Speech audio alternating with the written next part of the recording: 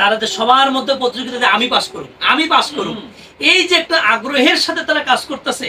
তো ওদের মধ্যে যখন আমরা একটা ইসলামী জিন্দেগি পরিচালনার একটা প্রতিযোগিতা দিয়ে দিবেন বা হাসরের ময়দানে দেখবেন এই ছাত্রগুলা এই সন্তানগুলোর থেকে একটা লোক যদি ভালো হইয়া যায়, আল্লাহ তাআলা পুরো সমাজের সবাইকে ওই ভালো কাতারে উঠিয়ে দিবেন। সুবহানাল্লাহ। এই জন্য আমরা ভালো কাজের সাথে লেগে থাকার চেষ্টা করি।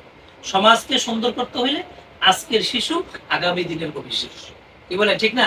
এরাই আগামীতে এই সমাজ পরিচালনা করবে, এরাই এই সমাজ কল্যাণ ফাউন্ডেশনকে ধরে রাখবে। যারা কইরা গেছে, আমার বাবাই করছে, আমার চাচাই করছে, আমার মামাই করছে, আমার দাদাই করছে, এখন এটা আমাদের কাজ।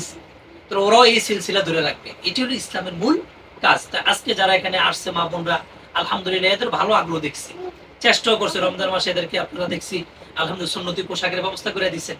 এই যে একটা বিষয়, টাকা তো আমরা কত জায়গায় ভাঙ্গি। নবীজি বলছেন যে কোনো ব্যক্তি যখন এই এলমি দ্বীন শিখার এই মজলিস তৈরি করার পরে যদি লোকটা মারা যায়, নবীজি বলছে মুহাম্মাদুর রাসূলুল্লাহ সাল্লাল্লাহু আলাইহি ওয়াসাল্লাম, যে মারা যায় আল্লাহ রাব্বুল আলামিন তাকে বিনা হিসাবে জান্নাত দিয়ে দেন। সুবহানাল্লাহ।